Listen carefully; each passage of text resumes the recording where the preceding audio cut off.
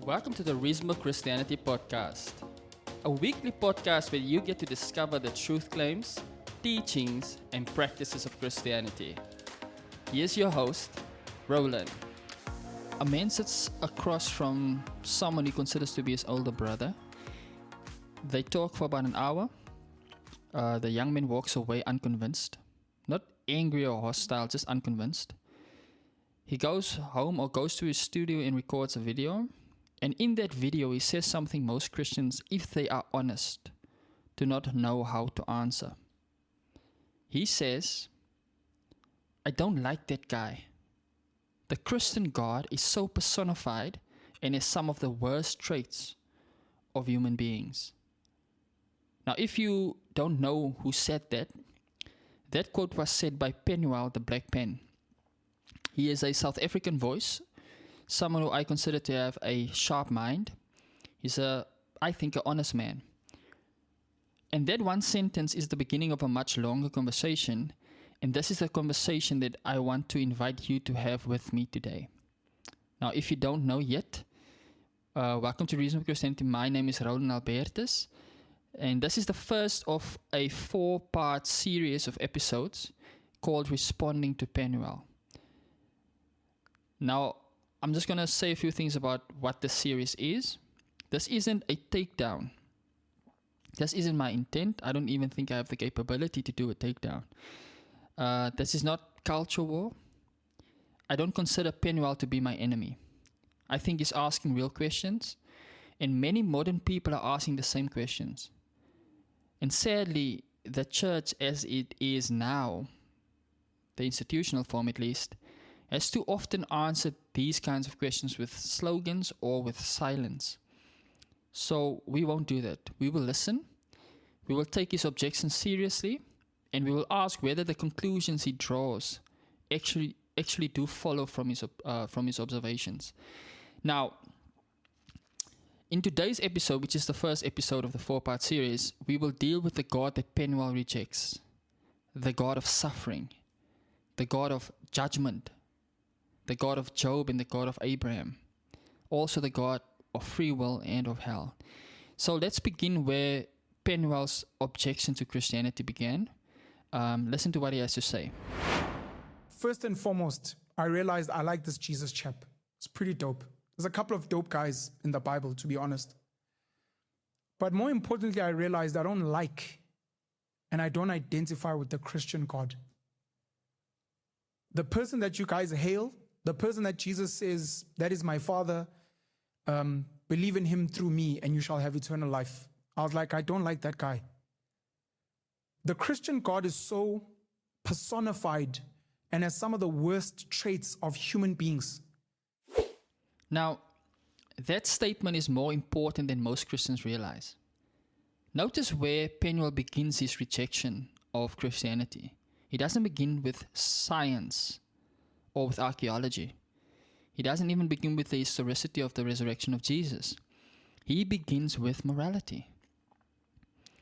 And here's the thing, the mistake we often make as Christians. When we meet an unbeliever, we often assume the problem is intellectual. So we reach for the evidence, we reach for the arguments. But here's the thing, guys, evidence is rarely the issue. And this is what I actually like about Penuel. Because he's not saying that he weighed the evidence and he was just unconvinced or he found the evidence to be wanting. No, he's saying that he weighed the character of God and he found God to be unworthy. Now that's a deeper claim, guys. And it requires a deeper response. But I want to kind of applaud Penuel for his honesty here, because I've seen a lot of interviews and debates by atheists that have the same sentiment, but either don't have the self-awareness to know that this is what they are objecting to, or they are just not honest enough to say it. It's people like Richard Dawkins, who would admit that he would concede or would be fine with a deistic God, a God who creates the universe and then stands apart from it. But it's the theistic God, the personal God, the God that creates the universe and then presumes to tell us how to live within that universe. That's the God that he rejects. So this phrasing, what Penuel is articulating here, is something philosophers call the modern moral autonomy. It's the conviction that the self is the final judge of what is morally acceptable, that no external authority can stand above the verdict of the autonomous self. On this view, God is tolerated only if he agrees with us. Divine transcendence becomes offensive. Judgment becomes intolerable. A God who acts in ways we find objectionable gets rejected because his character has been weighed in our courts and we found him to be wanting. This is the cultural water Penuel is swimming in, whether he knows it or not. And whether we know it or not, most of us are swimming in it too.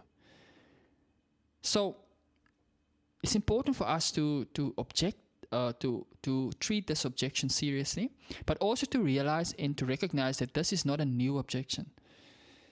Hume raised this objection. Bertrand Russell raised this objection. Nietzsche raised it as well. So the objection is old, and it has been answered as well, but it doesn't make it less important or less relevant. We will still take it seriously. But before we answer the objection, I think we need to ask a deeper question. By what standard are we judging the character of God and finding him wanting? There's a line in Penuel's video that keeps coming up. Here's what he says. I'm like, what type of God would this be? What type of father would do that, to say, do whatever you can to my child? So when Penuel says, what type of God would do that? He is obviously appealing to a standard. He's comparing the character and the actions and the behaviors of God to some kind of standard. A standard of good, a standard of justice. But that standard isn't arbitrary. I don't think Penuel means that this God described in the Bible offends his preferences. I think he means that this God violates something real, something binding and something true. So the question is, where does that standard come from? Because if morality is subjective, it is preference. It's like choosing between chocolate or vanilla. But no one calls chocolate evil. And yet if morality is socially constructed, it is whatever the powerful majority decides at a given moment. And Penuel wouldn't agree with that as well, because he questions the powerful, he questions the political elite, he questions the religious orders that exist in our day and age as well. And I think he would recognize that if morality is socially constructed, then the moment the society shifts into another direction, then morality shifts with it as well. What about evolution? If morality is evolutionary, it is simply the residue of survival behavior. So, which means it's useful, but it's not binding on anyone. And then we come to what we find in our day and age, which is a morality that is often self-authored. And if morality is self-authored, then it's mine. And it's mine alone. I can't impose my morality on you, and you can't impose your morality on me. And yet we make laws that we expect everyone to adhere to. And what laws are, they are only legislated morality. Now, on any of these views, if you want to call the Christian God evil, it becomes very difficult. And so I want to pose the question to Penuel. Not that I think he's listening to my small podcast, but I want to pose the question nonetheless. Why does Penuel believe oppression is wrong? Not just personally unpleasant, not socially disadvantageous, but objectively, morally evil. I ask this question because I know Penuel believes that apartheid was evil. I share that belief. He believes that colonial violence was evil. Again, I share that belief. He believes that the murder of children is a moral horror.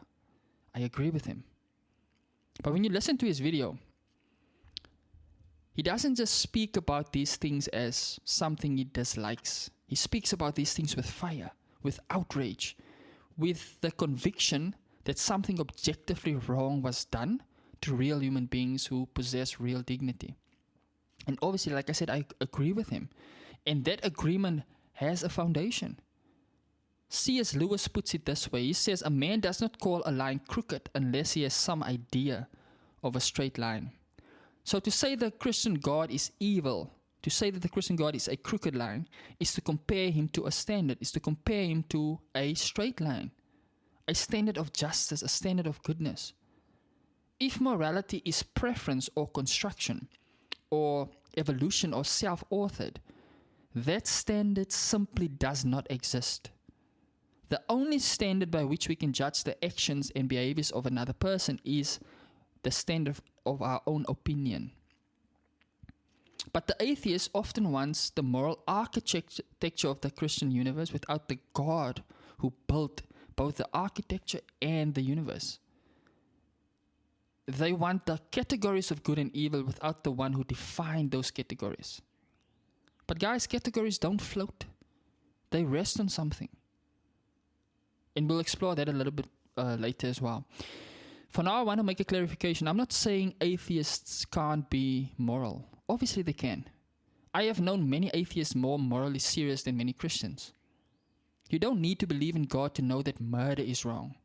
From a Christian perspective, that intuition is part of what makes us human, what makes us the image of God.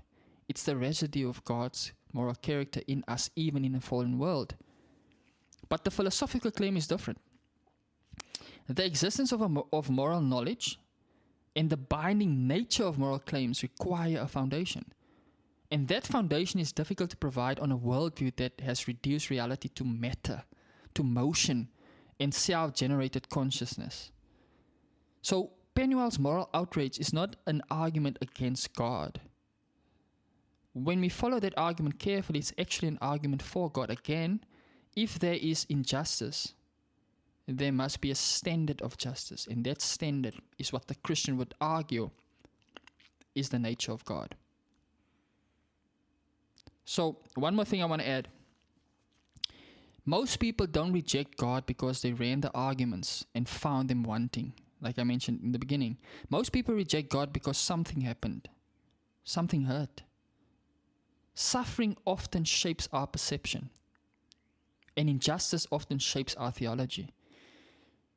And this is true because the body sometimes or often remembers what the mind cannot remember. And that's true of all of us, Christians included. So when Penuel says, I don't like the Christian God, I want to honor the lived weight of that sentence. Because the deepest version of his objection is not philosophy. It's actual suffering, actual human heartache. So listen to this next clip by Penuel as he speaks about Job. To a point where he's even got a wager, gambling with Satan over a man's life, Job. A successful man, a God-fearing man, a man who was rooted in his faith, who'd become wealthy materially. And Satan was like, I bet I can change that guy. God was like, how much you got, my friend? How much you got? A wage over a man's life, suffering. So Penuel is not wrong to be disturbed here. The book of Job is disturbing. It's supposed to be disturbing. If you read Job and it doesn't unsettle you, you have not read it carefully. Think about this. A righteous man loses everything. Wealth, children, health. He's standing in the community. His friends then arrive and offer him the kind of theology that many Christians still offer today. They say, you must have done something wrong. That God is punishing him. But Job says no. That book teaches us that their theology is wrong. Suffering does not always have a moral explanation that fits on a bumper sticker. So when Penuel feels the discomfort, his discomfort is responsive to the text. He reads the book of Job correctly on an emotional level, but he reads it incorrectly at a structural level.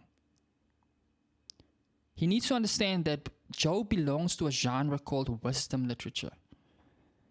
So it's a dramatic, poetic, theological meditation on a question. Here's the question. What does faithfulness look like when suffering cannot be explained. Now, this is something that means a lot to me because I like things to be explained. I think that God gives us sufficient answers for almost every question we have. But sometimes He doesn't. And what do we do in those instances? How do we obey in those instances? How do we trust Him in those instances? So the framing in chapters 1 and 2 of the book of Job, where there is a heavenly conversation, this is a literary device. The narrator is showing the reader something that the characters will never see. Job doesn't know about the opening scene. He suffers without explanation from his vantage point. He doesn't know the conversation that God and Satan had. So his suffering from that perspective is senseless. And that's the point. But Penuel reads the opening scene as if it were the meaning of the book. No, the opening scene is the setup to the meaning of the book, to the rest of the book. The meaning is what comes when God finally speaks. And so we need to ask the question, what does God actually say when He speaks? He doesn't explain Himself. So we see 40 chapters of the book of Job. Within those 40 chapters, a man cries out to God. His friends accuse him of having done something wrong. And in chapter 38, God speaks. And He doesn't say to Job, okay, Job, here's actually what happens. I had a wager with Satan. No, He doesn't give Job a reason. Instead, God says, where were you when I laid the foundation of the earth? Tell me, if you have understanding. Job 38 verse 4. So God answers Job with His own transcendence. Now, on a modern hearing, that sounds like deflection. But it's not. God is saying to Job, you are a finite creature asking infinite questions, which in itself isn't wrong. But to think that God owes us the answers to those infinite questions, that's wrong, because He owes us nothing.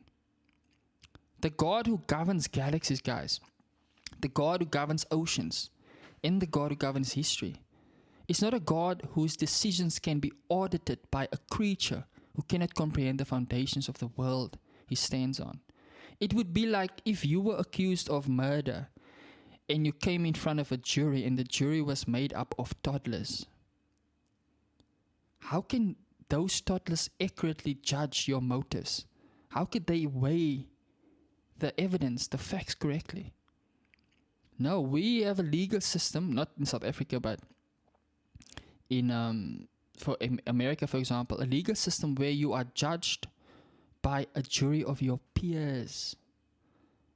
So we are not a peer of God. God is not our peer. How can we accurately judge His motives, His decisions? How can they be audited by us? And this is an anti-intellectualism, guys. This is the redrawing of the boundaries of what reasoning can do. Because reasoning can only go so far. So let me say something honest. Sometimes Christians say things about suffering that are just incorrect. To be clear, I believe everything happens for a reason. I don't believe that all those reasons are revealed to us in this life. I don't believe that God orchestrates every horror to teach you specifically a lesson. There might be a lesson in it for you. We see the story of Joseph, where his suffering was ultimately so that he could be of salvation to his people. So God wasn't necessarily teaching him something or punishing him for something, but God was using his life to save the lives of many others. So I don't think that the right answer to a grieving mother is a Bible verse and a smile every time. I don't think the Bible teaches that. I don't think that the book of Job teaches that. That's what Job's friends tried to say. And God's verdict on Job's friends was that they had spoken wrongly about God Himself.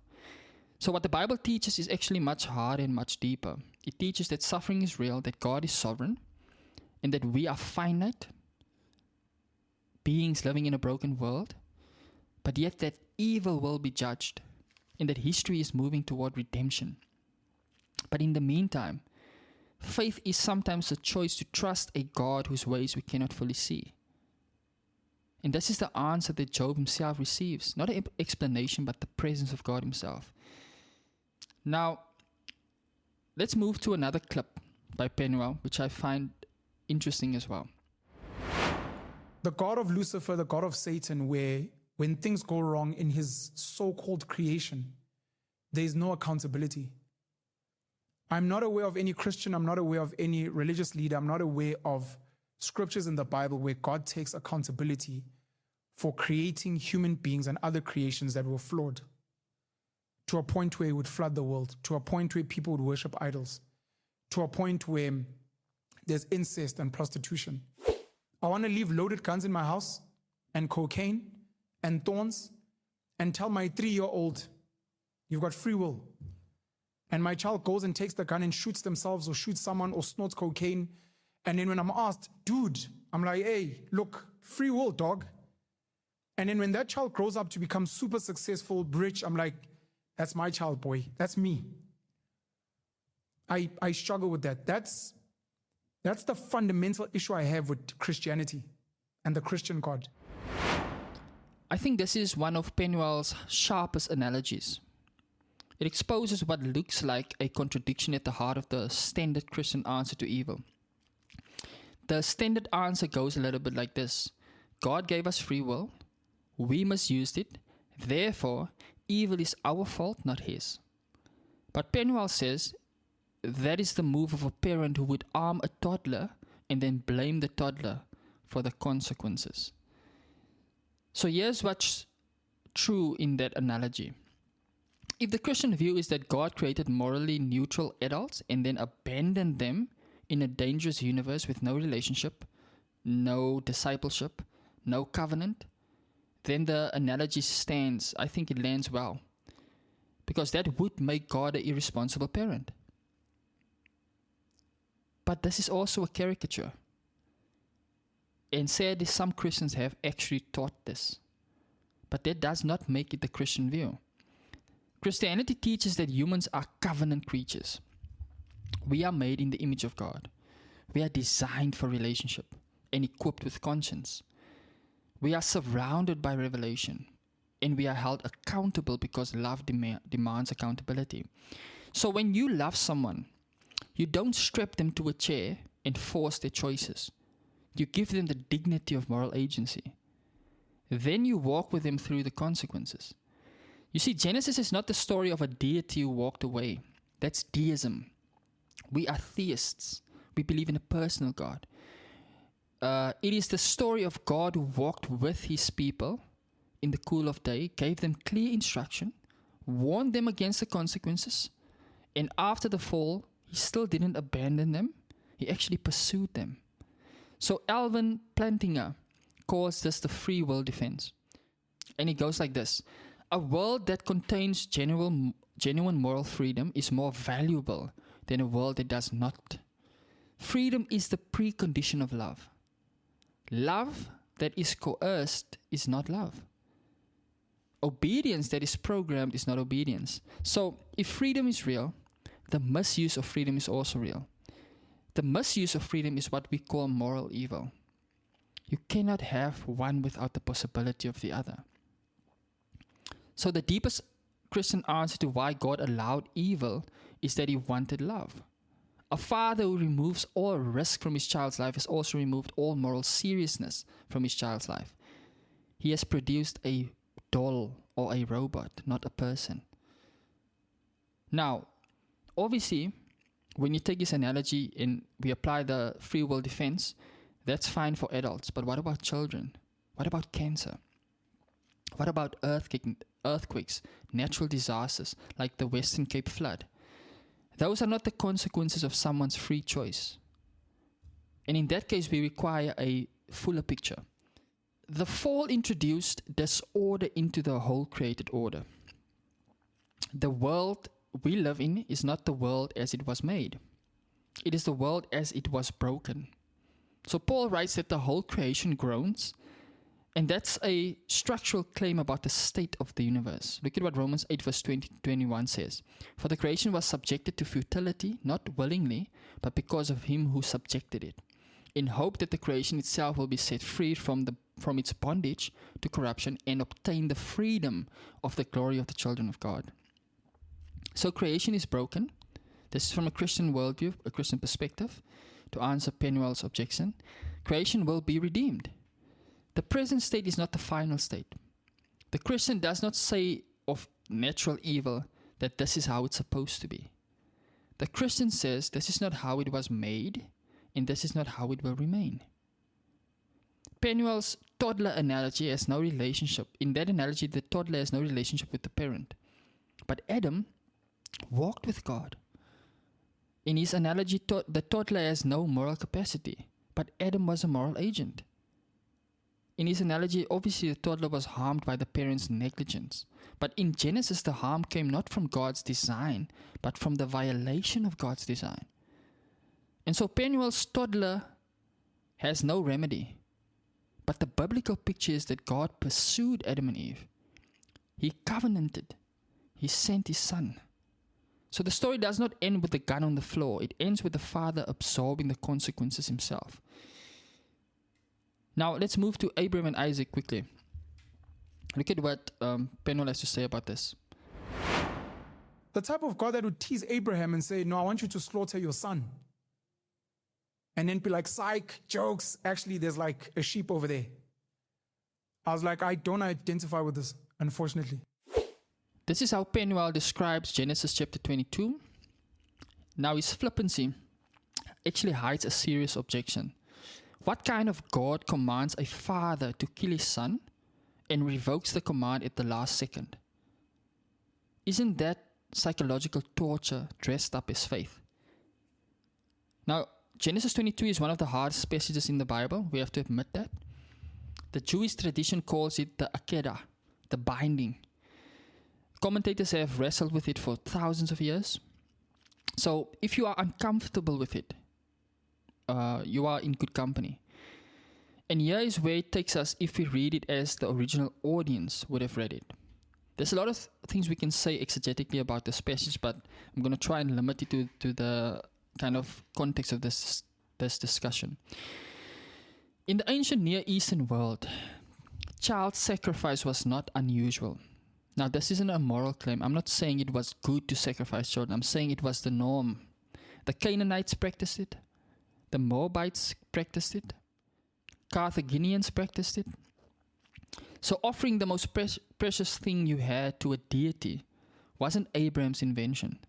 It was the religious water of the ancient world. So when God says, take your son and offer him, Abraham does not respond by saying, that's monstrous. He responds the way a man in that world would have responded to a command from a deity. Then Genesis 22 walks Abraham up to the edge of that surrounding world's religion. And at the last moment, it does something no other ancient religion did. It actually stops Abraham.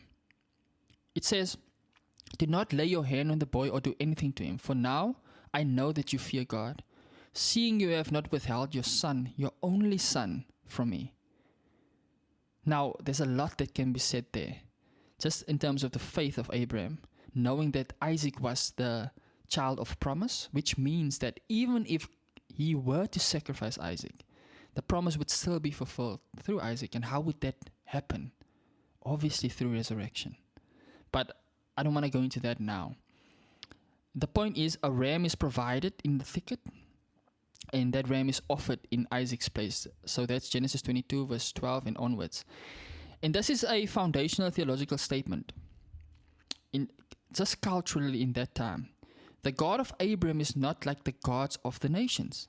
The God of Abraham does not require your child. The God of Abraham provides a substitute. Every Jew who heard this story for the next 1,000 years heard it as a polemic against child sacrifice. So there is also, that's the first thing, and then there's also a deeper pattern. A father takes his beloved son on a mountain. The son carries the wood of the sacrifice on his own back, up the hill. He asks his father where the offering is. The father says God will provide. At that last moment, a ram caught in the thicket of thorns dies in the place of the beloved son. Now we read the New Testament. Again, a father sends his beloved son to a hill near Jerusalem. The son carries the wood of his own execution on his back up the hill. There is this time no substitute.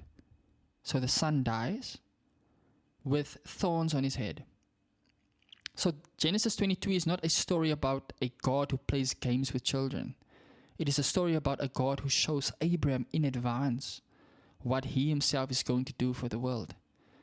The God who spared Isaac did not spare his own son. Now, we have covered a lot of ground here, guys.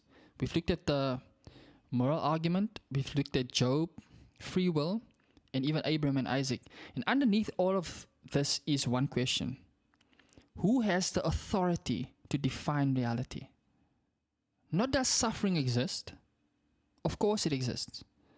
The real question is, who has the authority to define what is good and what is evil? Or to define what counts as a worthy God? Here is Penuel's answer to that question.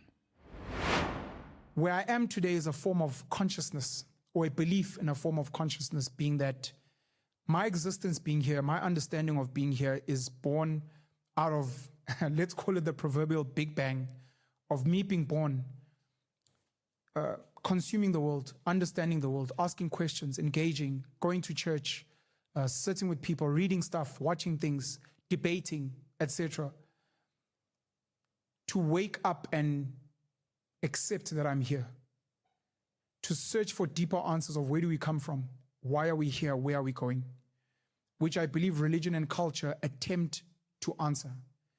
And some of the oldest religions and cultural groups have got the luxury of time behind them, and a lot of people that have adopted what they believe in, which is why they exist.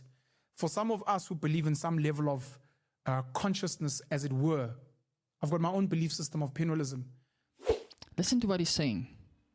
He is saying, I will be the author of my own metaphysics, my own ethics, my own meaning, and I will name it after myself. Most modern people do this without admitting it. So Penuel is just naming more clearly what his beliefs are than most people do. But here's the problem. The moment you self-author your own moral universe, you lose the standing to condemn anyone else's moral universe. So on what basis does Penuel condemn apartheid? After all, apartheid was the self-created moral universe of certain Afrikaner theologians. They wrote their own ethics. They believed it sincerely. And by the logic of Penuelism, on what objective ground could their morality be called evil rather than merely different? What about colonial violence? On what basis does he condemn colonial violence? The colonizers had their own moral framework. Again, it was self-authored. They held it sincerely. So on what basis does he condemn slave traders, for example, or the caste system, or Stalin or Mao? I think Penuel knows in his bones the answer cannot be, well, they had their morality and I have my morality. He knows apartheid was actually evil. He knows colonial violence was actually wrong. He knows that the murder of children is a moral horror, not just a difference in opinion or a difference in preference. And that knowledge requires a foundation that Penuelism cannot provide. You see, Penuel's moral outrage points beyond itself, beyond himself. His hunger for justice suggests that justice is real. His longing for meaning suggests that meaning is real. And Christianity says that those realities are not floating. They rest on someone, the same someone whose character Penuel has been examining. So the God that Penuel rejects is the only God whose existence makes Penuel's moral protest meaningful in the first place. And I'm not saying that as a kind of checkmate moment. It's just an invitation to look again, to ask whether the standard that he uses to judge God might be the fingerprint of God, of the God he's judging. Penuel's accusation against the Christian God is this: you sit above the suffering and watch. You permit the pain and remain unmoved. He says that the Christian God is indifferent to what the Christian God has allowed. But the Christian answer to that objection is the cross. The God of Christianity is not the God who watches suffering from a distance. No, he's the God who enters suffering. No other religion in the world makes this claim. The gods that Penuel has compared the Christian God to in his analogy of negligent fathers, they all share one feature. They all stay outside the room. The Christian God did not stay outside the room. The God accused of indifference to human pain took on human flesh. He walked on human roads. He wept at a friend's funeral, at his grave. He bled in a garden. He was beaten by soldiers. And he was abandoned by his friends. And then that same God was nailed to a Roman cross. And in the moment of his deepest suffering, he cried out the same protest that Penuel has cried. My God, why have you forsaken me? Now I want to conclude this episode. Penuel asked a real question. He asked it honestly. He pointed at Job. He pointed at Abraham. He pointed at his own moral compass and said, by his compass of Penuelism, the God of the Bible does not measure up. So I tried to do 3 things in response. I asked where his compass comes from. The moral fire driving his protest against God only burns if morality is real. And if morality is real, it has to rest on something more than self-authored consciousness. I tried to show that the text he points to do not say what he thinks they say. That Job is not divine gambling. It is divine transcendence in the face of innocent suffering. That Genesis 22 is not psychological cruelty. It's divine substitution forecasting the cross. So I tried to show that the God Penuel rejects is not the God of historic Christianity. The God of historic Christianity entered his own creation, suffered under his own creatures, and rose to inaugurate a new world in which suffering will not have the final word. Now, obviously, I don't expect any of this to be accepted at first hearing. These are large claims. The man making them is not the point. The point is whether they are true. And if they are not true, then nothing I have said matters. Penuel is right to walk away. But if they are true, actually true, then everything changes. Now next week, we turn to the historical objections to Constantine, the canon of Scripture, the claim that orthodoxy was a political invention, and we will look at the actual and the factual history. For now, I want to thank you for listening, and thank you, Penuel, if you ever do listen to this, for asking the questions in the first place. And to remind you guys, I'm Roland Albertus. This has been Reasonable Christianity, reminding you that the truth matters, and so do you.